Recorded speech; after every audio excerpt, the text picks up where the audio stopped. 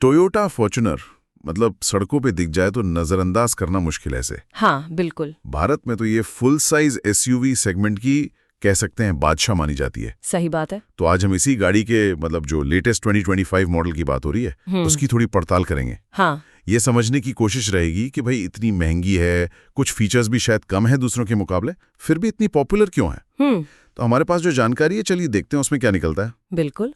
और इसकी बुनियाद भी काफी मजबूत है।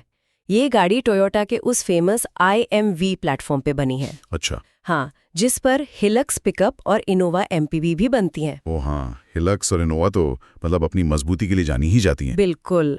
तो वो भरोसा तो वहां से आता ही है। और मुकाबले की बात करें तो फोर्ड एंडेवर है या एवरेस्ट कह लें, MG Gloster, Skoda Kodiaq, jeep meridian, ये सब इसके सामने है। Third Fortuner. उसके अलावा फिर एक आती है फॉर्च्यूनर लेजेंडर।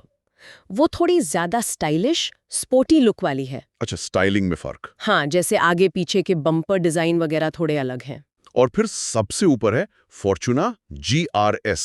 GRS? हाँ, गजू रेसिंग स्पोर्ट वर्जन।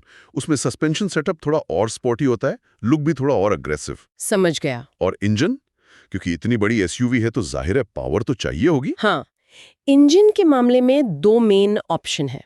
सबसे पॉपुलर तो है इसका 2.8 लीटर वाला 4 सिलेंडर टर्बो डीजल इंजन। ये देता है 204 PS की पावर, मतलब अच्छी खासी जान है इंजन में। हाँ, 204 PS काफी है। और टॉर्क ऑटोमेटिक गियरबॉक्स के साथ वो है 500 Nm का, जबरदस्त। 500 Nm, वो तो मतलब खींचने के लिए कमाल होगा। हाँ, भारी लोड हो या मुश्किल चढ़ाई उसमें बहुत काम आता है।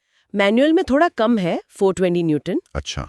और ये RWD और 4WD दोनों में आता है। हाँ, डीजल आपको RWD यानी सिर्फ पीछे के पहियों में पावर, या फिर 4WD चारों पहियों में पावर, दोनों ऑप्शन के साथ मिलेगा। और दूसरा इंजन कौन सा है?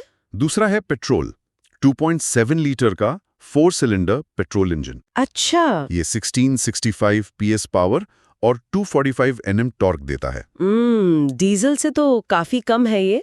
हाँ, उतना पावरफुल नहीं है, पर जैसे शहर में चलाना हो या हाईवे पर नॉर्मल क्रूजिंग करनी हो, उसके लिए ठीक है। और ये सिर्फ RWD में आता है? हाँ, पेट्रोल वाला सिर्फ RWD के साथ ही मिलेगा। ठीक है, इंजन तो दमदार लग रहे हैं, खासकर डीजल वाला। लेकिन गाड़ी अंदर से कैसी है? मतलब फीचर्स क्या मिलते हैं जो लोगों को पसंद आते हैं? फीचर्स की लिस्ट भी ठीक ठाक है। आपको LED हेडलैम्प्स और DRLs मिल जाते हैं। हाँ, वो तो जरूरी है आजकल की चीजें इंडिया में। बिल्कुल।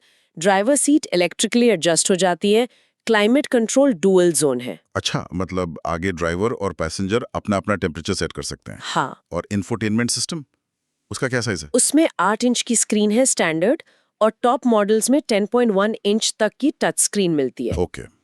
और एप्पल कारप्ले, एंड्रॉइड ऑटो? हाँ, वो दोनों सपोर्ट करता है। हाँ ठीक है। और टॉप वेरिएंट्स में JBL का प्रीमियम साउंड सिस्टम भी है। अच्छा, म्यूजिक लवर्स के लिए बढ़िया। हाँ। और लेजेंडर वेरिएंट में कनेक्टेड कार टेक भी है, ऐप से कुछ फीचर्स कंट्रोल कर सकते हैं। ठीक है, फीचर्स तो ठीक है, पर फॉर्च्यूनर का असली नाम तो शायद इसकी ऑफ रोडिंग के लिए है। उसमें क्या है खास? बिल्कुल सही कहा आपने। उसकी ऑफ रोड कैपेबिलिटी ही उसे मतलब भीड़ से अलग करती है। ग्राउंड क्लियरेंस देखिए 220 mm का है, काफी अच्छा है। हाँ, उबड़ खाबड़ रास्तों के लिए जरूरी है। बिल्कुल। फिर 4WD वेरिएंट्स में आपको 4x4 ड्राइव मोड सिलेक्टर मिलता है, लो रेंज गियर बॉक्स है। लो रेंज मतलब मुश्किल चढ़ाई या उतराई के लिए। एग्जैक्टली। और इलेक्ट्रॉनिक डिफरेंशियल लॉक भी है जो स्लिपरी जगह पर ट्रैक्शन में मदद करता है। हिल डिसेंट कंट्रोल भी है। यानी ढलान पर गाड़ी अपनी स्पीड खुद कंट्रोल कर लेगी। हाँ, तो ये सब मिलकर इसे वाकई एक बहुत काबिल ऑफ रोडर बनाते हैं। तो मतलब ये सिर्फ दिखावे की एसयूवी नहीं है, असल में मुश्किल रास्तों पर जा सकती है।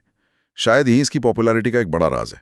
निश्चित रूप से यही खूबी इसे उन लोगों के लिए बहुत अट्रैक्टिव बनाती है जिन्हें सच में खराब रास्तों पर जाना होता है या जो थोड़ा एडवेंचर पसंद करते हैं। और साथ में ये 7 सीटर भी है, तो प्रैक्टिकल भी है फैमिली के लिए। हाँ, साइज क्या है इसका? लगभग लंबाई करीब 4.8 मीटर है और पीछे बूथ स्पेस तीसरी लाइन की सीटें ऊपर करके करीब 296 लीटर्स का मिलता है। ठीक ठाक है।